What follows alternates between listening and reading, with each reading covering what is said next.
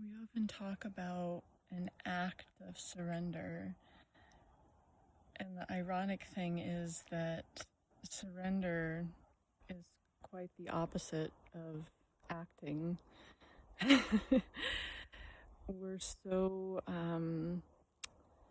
attached to the idea that we need to do something to fix something. There's always something that we believe in ourselves or our surroundings or our loved ones that needs to be improved or be fixed or get better.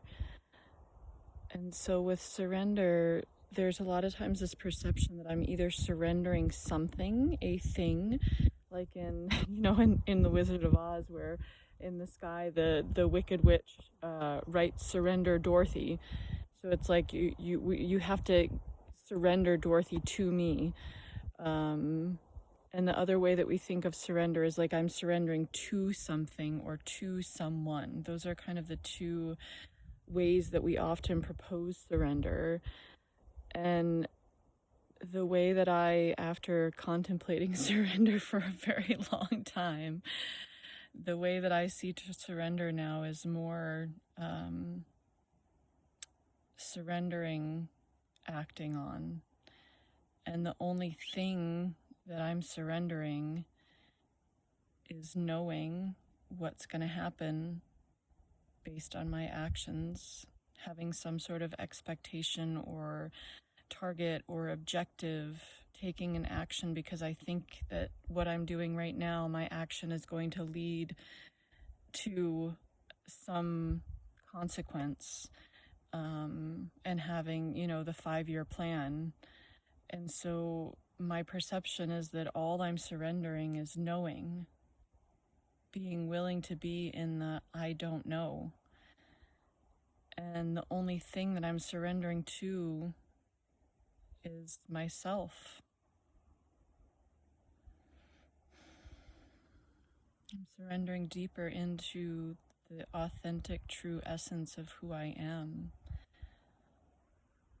And so for me, that creates a lot more peace of it lets go of the struggle of surrender, because it's not an act of surrender. I'm not surrendering to anything or anyone, and I'm not surrendering anything, just my knowing, which, yeah, surrendering knowing can feel maybe like one of the most terrifying things to release in this life, because if I think and I hold the illusion that I know what's going to happen, that if I do this thing right now, if I go for a really long hike, I'm going to have better health. If I go for a really long hike, I'm gonna have a better butt. If I go for a long hike, I'll do tree bathing and my overall well-being will be enhanced.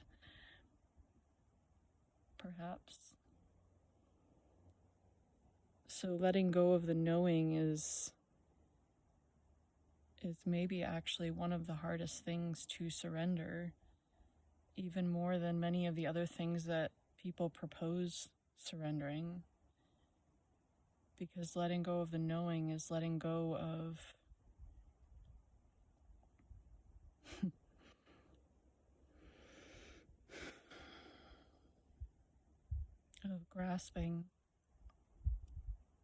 grasping for something that we're holding the belief that we want or need. For me, surrender is more about coming into allowing desire to be who I am, allowing the fire to be burning always, that passion to be burning brightly within me, while simultaneously I am in neutral.